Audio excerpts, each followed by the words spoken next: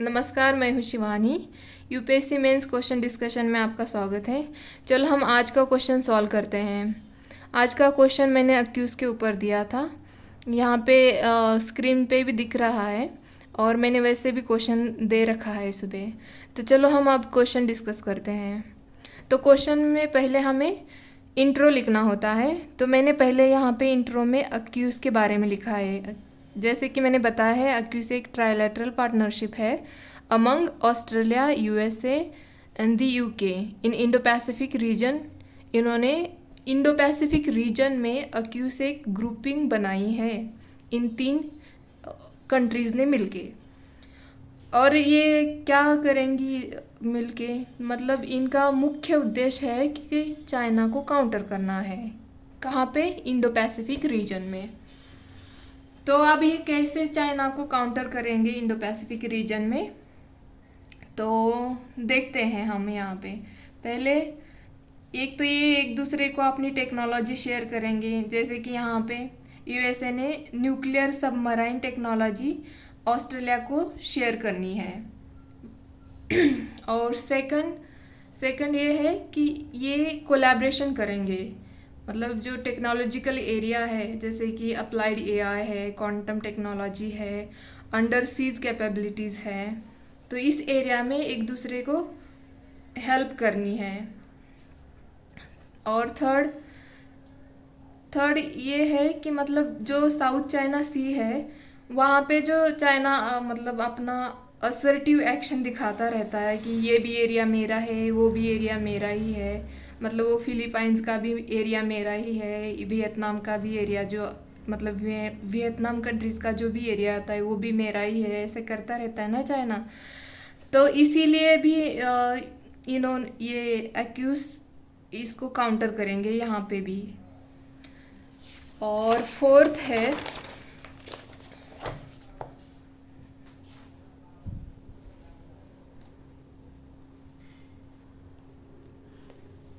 It aims to uphold peace and stability in the Indo Pacific region.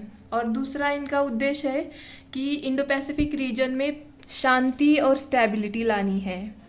और fifth objective इनका ये है rapidly evolving threats जो भी है इंटरनेशनल ऑर्डर के लिए, तो उसको भी कम करना है। और ये हो गया कि अक्यूज़ कैसे चाइना को काउंटर करता है, मतलब चाइना का जो एम्बिशन है उसको कैसे काउंटर करता है यहाँ पे। इसलिए मैंने 5 पॉइंट्स दिए हैं कि कैसे काउंटर करता है। नेक्स्ट हम देखेंगे कि accuse can supersede existing partnership. जो भी एग्जिस्टिंग पार्टनरशिप है उसको कैसे अक्यूज़ सुपरसीड कर सकता है, वो मैंने यहाँ पे 4 पॉइंट में बताया है। कि मतलब ये एक ऐसे भी कर सकता है कि मतलब इट में undermine the well rounded objective of quad को अंडरमाइन हो सकता है क्वाड भी।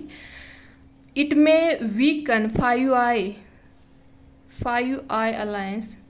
चलो कोई नहीं, मैंने इसके बारे में यहाँ पे नहीं ये किया है, बट आप मुझे बताना कि इसमें कौन सी कंट्रीज़ आती है 5i अलायंस में, वो कमेंट बॉक्स में आप बता देना मुझे। और क्वाड की भी बताना कौन सी आती है, ठीक है। तो यहाँ पे एग्जांपल मैंने इसका दिया है न्यूजीलैंड का has shown displeasure over AUKUS. मतलब खुश नहीं है न्यूजीलैंड एक्यूज़ के साथ। इसका रीज़न हम देखेंगे क्यों नहीं है। It may weaken ASEAN centrality in the region. मतलब जो एशियन की जो सेंट्रलिटी है इंडो पैसिफिक रीजन में, वो वीकन भी हो सकती है। और India is out of this new grouping. मतलब इंडिया तो पार्ट ही नहीं है इस ग्रुप का, तो ऐसे अक्यूज सुपरसीड कर सकता है। और हम देखेंगे कि strength of AUKUS in present scenario में अक्यूज की स्ट्रेंथ क्या है ये देखते हैं हम। It will enhance patrolling and surveillance in Indo Pacific region. मतलब यहाँ पे जो हम देख रेख बोलते हैं ना, वो बढ़ जाएगी यहाँ इंडो पैसिफिक रीजन में। It will secure freedom of trade and navigation in Indo Pacific region. मतलब आसान होगा जो हमारा ट्रेड वो करना होता है, नेविगेशन वो करना होता है, वो इंडो पैसिफिक रीजन में बहुत आसान हो जाएगा। और third, strong Australia is in favour of India to tackle China string of pearls in Indian ocean.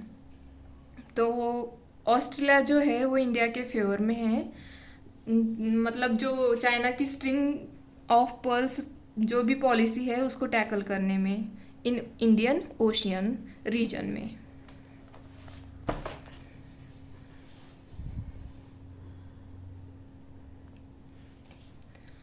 और फोर्थ है विल सप्लीमेंट क्वाड। मैंने वैसे बोला है आपको कि क्वाड और 5i की जो कंट्रीज़ है वो कमेंट बॉक्स में बताना है।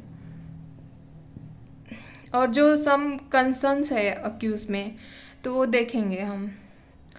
It may instigate a nuclear conventional arm race in region. ये भी हो सकता है कि जो न्यूक्लियर कन्वेंशनल है उसकी रेस भी बढ़ सकती है इस रीजन में, ये भी हम चिंता की बात है।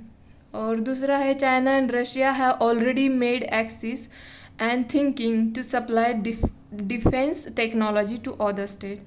मतलब ऐसी पर्टिकुलरली पता नहीं है कि कौन सी टेक्नोलॉजी वो दूसरी कंट्री को दे देंगे, बट हो सकता है कि वो न्यूक्लियर वेपन्स भी दे दें, तो ये भी एक चिंता की बात है। France has shown resentment and trust deficit.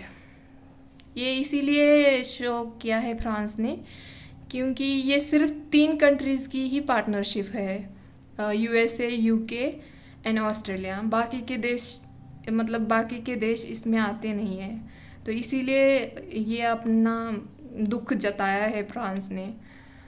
और फोर्थ है AUKUS is a perceived as anti China so it may promote instability in region. मतलब अक्यूज ने पहले ही मतलब दिखा दिया है कि वो एंटी चाइना है, तो इसकी वजह से जो इंडो पैसिफिक रीजन है वहाँ पे इंस्टेबिलिटी आ सकती है।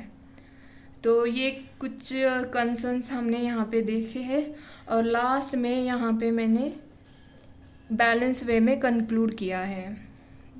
AUKUS is termed as Indo Pacific NATO, hence to progress with consultations and collaboration will be a prudent way forward. So उम्मीद है कि आपको ये क्वेश्चन डिस्कशन पसंद आया होगा, मतलब आएगा। और अगर आपको पसंद आए तो please like, share, subscribe and answer लिखते रहना है। ठीक है, धन्यवाद।